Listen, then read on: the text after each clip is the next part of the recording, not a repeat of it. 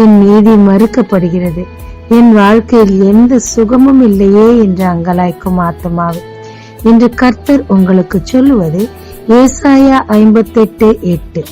உன் சுகவாழ்வு சீக்கிரத்தில் துளிர்த்து உன் நீதி உனக்கு முன்னாலே செல்லும். மொர்தெகாய் கர்த்தருக்கும் கர்த்தருடைய ஜனங்களுக்கும் நாட்டின் ராஜாவுக்கும் மிக மிக உண்மையாய் இருந்தார்.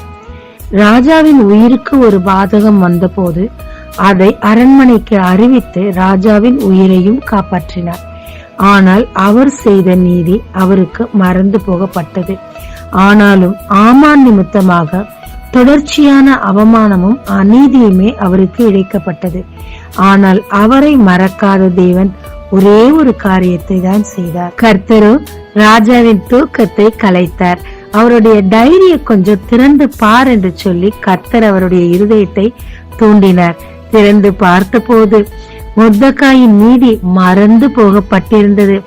தேவன் மொர்தெகாயை நினைவு கூர்ந்தபடியினால் ராஜாவும் அந்த நாளில் அவரை நினைவு கூர்ந்து மறந்து போன நீதிக்கு பதிலாக எதிரின் கைகளினாலே கனத்தையும் மகிமையும் கொண்டு வந்தார்.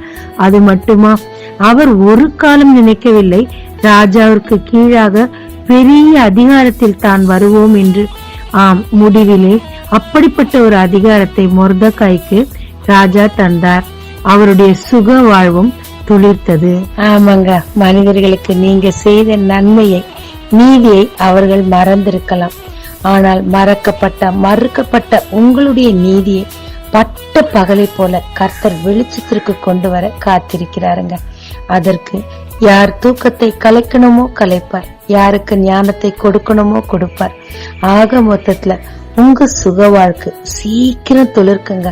நம்பிக்கையை விட்டுறாதீங்க. தேவன் நீங்க அவமானப்பட்ட இடத்துல, நிந்தை அனுபவிச்ச இடத்துல உங்களை பிரகாசமா மகிமையோடு வைப்பாருங்க. மகிமையுள்ள தேவன் உங்களை மகிமைப்படுத்துவாருங்க. ஜெபிக்கலாமாங்க. தேவரீர், என்னுடைய நீதி மங்கி போய் என் சுகவாழ்வு கருகி போய் இருக்குதே என்று சொல்லி வேதனையில் இருந்தேனப்பா. ஆனால் என்னுடைய ஏற்ற நேரத்தில் என்னுடைய நீதியை நீர் விளங்க செய்து என் சுகவாழ்வை திரும்பவுமாய் துளிர்க்க செய்ய போறதற்காக நன்றி. இயேசு மூலம் பிதாவே, ஆமென். இயேசு கிறிஸ்துவின் நாமத்தில் இந்த நாளில் உங்களை ஆசீர்வதிக்கும் ஜீசஸ் விஷன்.